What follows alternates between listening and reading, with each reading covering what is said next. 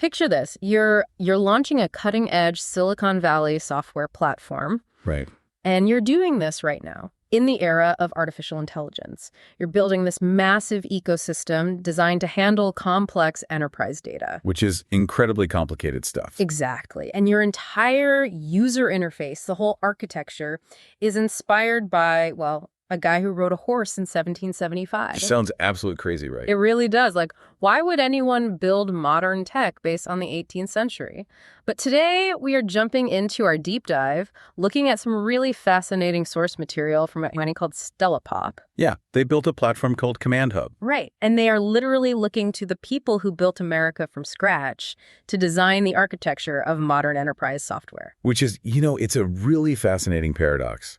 Because we are so conditioned to think that new problems require entirely new frameworks. Oh, for sure. We think because we have AI now, we need to reinvent everything. Yeah. Exactly. But if you look closely at, say, January of 1776, the environment actually wasn't all that different from today's market. I mean, the world was incredibly volatile. Right. The future was entirely uncertain. And the sheer volume of conflicting information was just paralyzing. Yeah, and into that chaos steps an English immigrant named Thomas Paine, and he publishes this little pamphlet called Common Sense. Right, the classic. And what really stands out about Common Sense, at least in the source material, is what it wasn't. Like, it wasn't a dense technical government charter. It wasn't written by some brilliant military strategist. No. It's just a simple idea explained so clearly that ordinary people could actually digest it. Yeah. It took all that overwhelming confusion and transformed it into unified action. He essentially cut through the noise. Yeah. And honestly, whether it's 1776 or the modern digital age,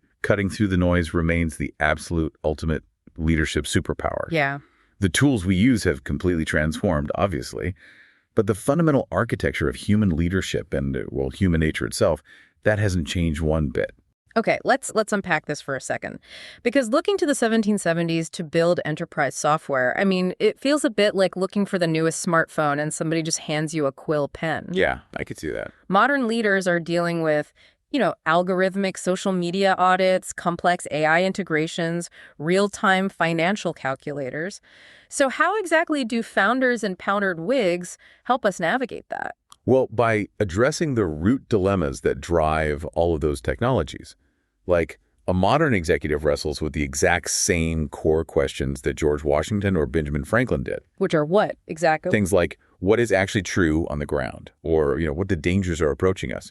And will the numbers practically work? Right, the fundamentals. Exactly. Stellipop's thesis with Command Hub is that you cannot solve those deeply human leadership problems with just, like, a slick user interface or a nice dashboard. You need something deeper. Yeah, you have to actually design your software around these fundamental leadership functions. Okay, so before we actually meet these historical archetypes that they built into the software, we should probably talk about the structural philosophy behind Command Hub. That's a good idea. Because when you look at the enterprise software landscape today, the trend is almost always consolidation. Everyone wants to build the monolith. Oh, absolutely. They want to be the one-stop shop that handles your HR, your CRM, your finance, your project management, all in one giant application. And the source material highlights a very painful reality about those monoliths. When a software platform tries to do absolutely everything, it typically does nothing particularly well. It just becomes bloated. Exactly. Stellipop deliberately took the opposite approach. Command Hub isn't one giant application. It operates as an ecosystem of distinct, specialized agents or modules. Okay. And each one is fiercely focused on a single leadership function. No, I have to stop you there, because when I read that in the notes, my immediate thought was absolutely not. Yeah, because we live in an era of intense app fatigue. Like, if you're running a team right now, you know exactly what this feels like. You are drowning in Jira and Slack and Salesforce and a dozen other tools. Oh, sure. People are begging for fewer apps. So having a whole team of specialized software functions, it just sounds like an administrative nightmare. Well, if we connect this to the bigger picture, you have to separate the user experience from the back-end architecture. Building an organization it's remarkably similar to building a nation. Okay, how so? You would never expect your top military general to simultaneously act as your chief financial officer and your head of public relations, right? That would be a disaster. The cognitive load is just too different. So Command Hub structures its back end to separate these functions. Truth, Warning, direction, improvement. They separate them into distinct modules that don't dilute each other. Even though they report up to the same dashboard. Exactly. They all feed into a unified dashboard. Because complexity requires specialized intelligence, not just one big blunt instrument. Okay, yeah. That makes the concept of their first specialist highly relevant. Because you can't build a specialized intelligence system without first establishing the absolute reality of what's actually happening on the ground. Right. Which brings us to the first archetype in the command hub. Honest Abe, the truth teller. Yes. And I really love the framing here. We all know Abraham Lincoln because he confronted incredibly uncomfortable realities, especially when easier, temporary compromises were just sitting right there on the table. Right. And translating that specific trait into a software diagnostic tool is brilliant. The source makes a really sharp observation here. Every single business on the planet will claim they want growth. Sure, of course they do. But practically speaking, very few businesses actually want the truth. Wait, give me a concrete example of that, because I think a lot of leaders would aggressively dispute that claim. Like, of course we want the truth. Well, consider a company where the CEO just spent 3 years developing a new flagship product, right? Yeah. And suddenly sales are slumping.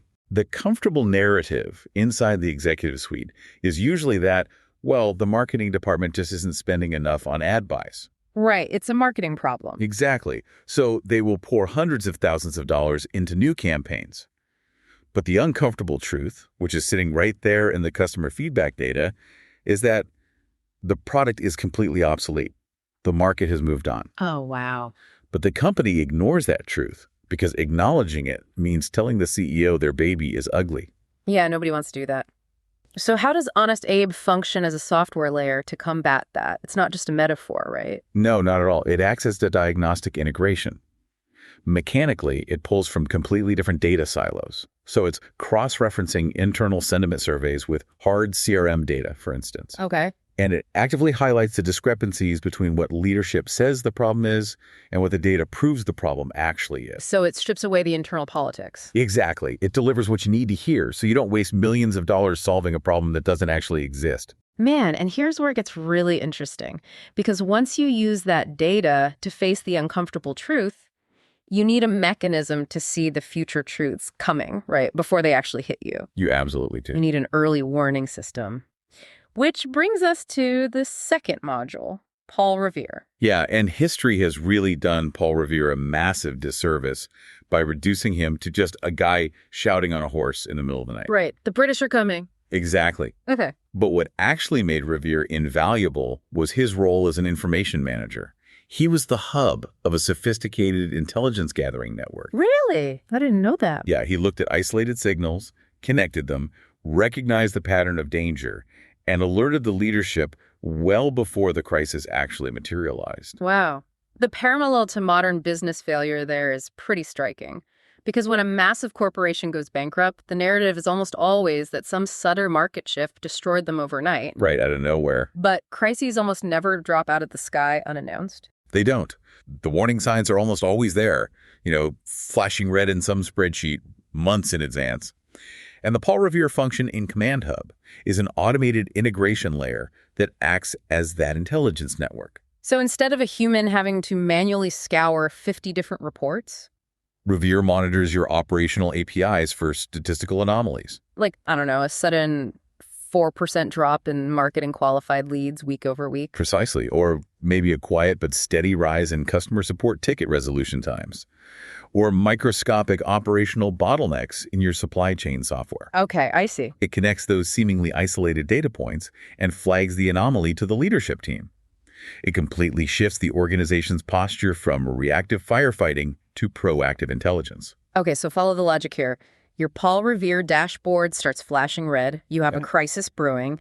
The natural human instinct, especially in a well-funded corporate environment, is to just throw money, manpower, and new initiatives at every single flashing light. Oh, absolutely. But that is exactly how companies burn through their runway and collapse. Which is why just seeing reality isn't enough. You have to exercise severe discipline in how you respond to it. And that leads directly into the next module, which is Washington strategy. Now, I have to admit, I was really thrown by this choice at first. Yeah. Yeah, because if we're talking about strategy, why are we naming the core strategic software after George Washington? The man lost battles. He did. He actually lost a staggering number of battles during the revolution. If I'm a business leader, I want to emulate a winner, not someone famous for retreating. But that is the exact myth the source material is trying to dismantle. Washington wasn't this flawless, brilliant tactical genius on the battlefield. Right. His ultimate superpower was resource constraint. He understood profoundly that he could not fight every single battle simply because he didn't have the troops or the gunpowder. So he retreated when necessary because he was playing the long game? Yes, he knew how to prioritize. That makes total sense. And modern businesses desperately need that. There will always be more opportunities in the market than you have resources to pursue. You will always have more product ideas than engineering capacity. Yeah, that's just a fact of business. Right. So the Washington Strategy module forces prioritization. It helps leaders filter out the noise and answer one vital question: what matters most right now? Because true strategy isn't creating a massive list of what to do. Exactly. Strategy is the ruthless discipline of deciding what not to do.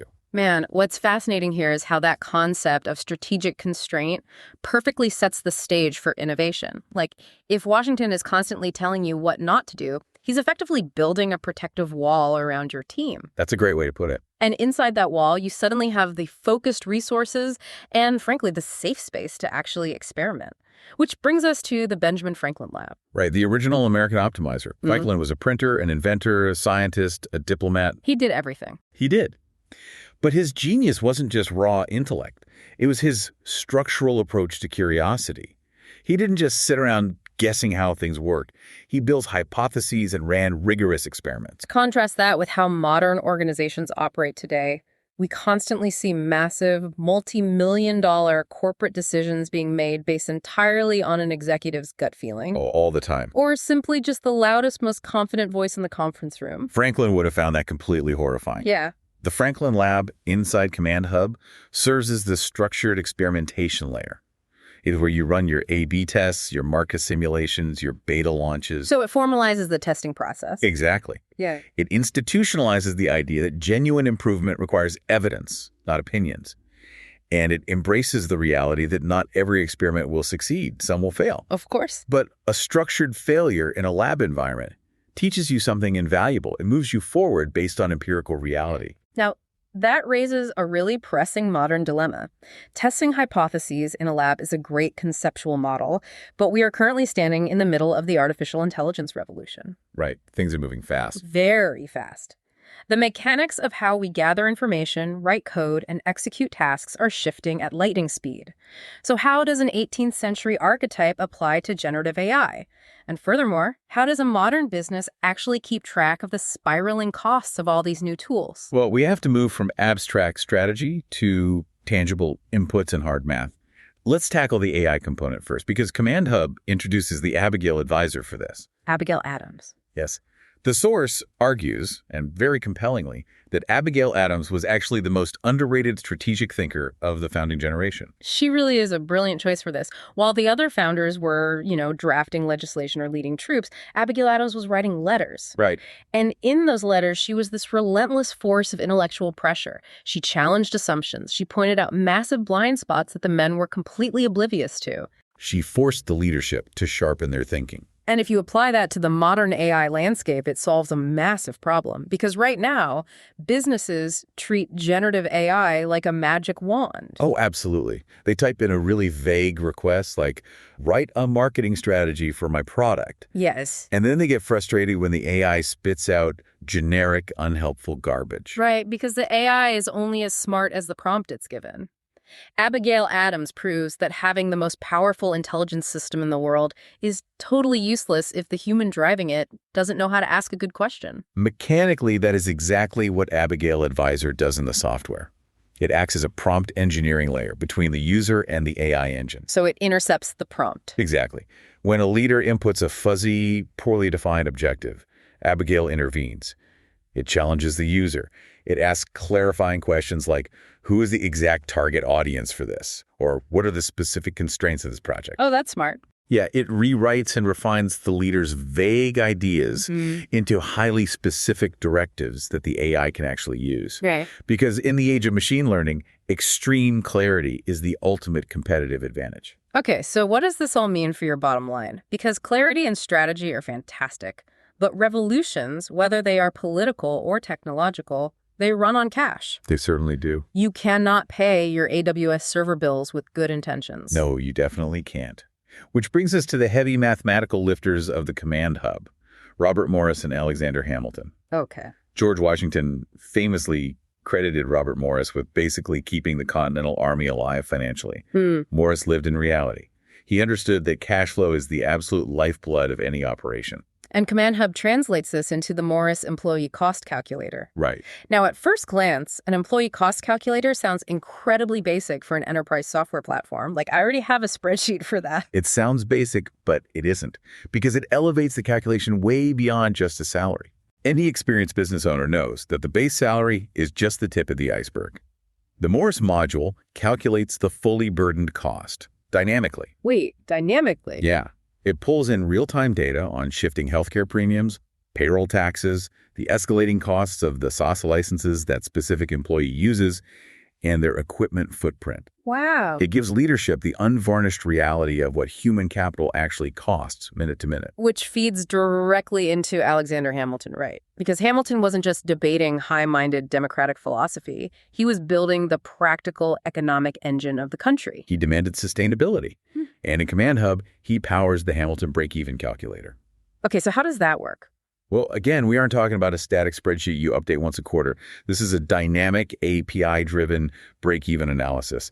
It adjusts in real time as the Morse calculator feeds it those shifting employee costs. Oh, I see. Or as the Paul Revere early warning system flags a dip in sales velocity, it constantly recalculates the exact moment when the numbers actually work. Because, as the source notes, vision without math is just a fantasy. Okay, let's step back for a second and look at the whole board here. Sure. You have Honest Abe feeding you the truth. You have Paul Revere flagging anomalies. Washington is enforcing strategic restraint. Franklin is running experiments. Abigail is clarifying your AI inputs. And Morris and Hamilton are crunching the dynamic financial realities. It's a lot. It is a lot. If you are running a company with all these powerful specialized modules, how do you prevent the organization from siloing? Like, how do you keep all these distinct functions from just pulling themselves apart? That is a great question. And it brings us to the final critical layer of the architecture, alignment and evidence, represented by Betsy Ross and Ida B. Wells. Okay, let's start with Betsy Ross. Let's look at her role. Yeah. When people think of the first American flag, they usually focus entirely on the textile design. But the historical significance of the flag wasn't the fabric. It was the fact that it represented 13 entirely distinct, culturally different, and frequently squabbling colonies agreeing to share one unified mission. So they achieved alignment. Exactly. Every scaling business hits a breaking point where the marketing department doesn't know what product development is doing, and neither of them is talking to finance. Oh, yeah. Happens all the time. So Command Hub uses the Betsy Ross break-even calculator to bridge this gap. It acts as the central nervous system. It links the cross-functional objectives of every department directly to the Hamilton financial data. Okay, so it visually maps how, say, marketing's new ad spend impacts the engineering team's runway. Exactly. The quote from the text that perfectly captures this is, alignment without sustainability fails. Sustainability without alignment stalls. You have to have both. Right. Your entire team needs to be rowing in the exact same direction, but you also need to mathematically ensure there are enough rations in the boat to actually reach the shore. And to make absolutely sure you are rowing toward the right shore in the first place, you need the final archetype. Ida B. Wells, the auditor. Yes. This is such a powerful inclusion. Long after the founding era, Ida B. Wells built an incredible legacy by examining the hard evidence that everyone else was perfectly happy to ignore. She was fearless. She really was. She bypassed the accepted narratives of the time. She investigated, she verified the facts on the ground, and she documented the actual reality. And in the modern digital business landscape, we are just drowning in accepted narratives that simply aren't true. Yeah. Definitely. Command Hub channels Ida B. Wells into a social media audit platform. I mean, think about how many companies base their entire marketing strategy on vanity metrics. Too many. They see a massive spike in passive impressions or bot-driven likes, and they just assume their campaign is a wild success. Right, simply because that is the accepted industry narrative. Yeah, but the Ida B. Wells module demands empirical evidence. It mechanically strips away those vanity metrics. It audits the underlying API data from social platforms to show you actual conversion rates, true audience sentiment, and genuine engagement. It proves whether the narrative actually matches reality, because you cannot base your strategic decisions on what just feels true. Good decisions have to begin with aggressively verified information. Which brings the entire system full circle, right? You start with Honest Abe forcing you to look at the uncomfortable truth of your business, and you end with Ida B. Wells auditing the empirical evidence to ensure your execution is remaining grounded in reality, regardless of the hype. It really is a brilliantly cohesive system. When you look at what Stellipop has built with Command Hub, it proves something profound for anyone leading a team today. What's that? The physical tools of business will constantly evolve. We've gone from quill pens to printing presses to global server farms and generative AI algorithms. But the fundamental human elements required to lead successfully are completely timeless. Yeah, you still need unvarnished truth. You still need an early warning system. Exactly. You need the discipline of strategic restraint, a space for structured improvement, the intellectual rigor to ask quality questions, ironclad financial discipline, cross-departmental alignment, and absolute verification of the evidence. The ultimate goal of this technology remains exactly the same as Thomas Paine's goal when he wrote Common Sense in 1776, right? To take overwhelming complexity and transform it into actionable clarity. Perfectly said. To give leaders the ability to see the field clearly, make decisions based on reality, and execute with purpose. Yeah. 250 years later, that kind of simple common sense isn't just a nice historical concept. In a world drowning in data and information overload, it's an incredibly rare competitive advantage. It really makes you realize that the most cutting-edge artificial intelligence on the market is completely useless without the human framework supporting it. Completely useless. Which leaves you with one final thought to mull over.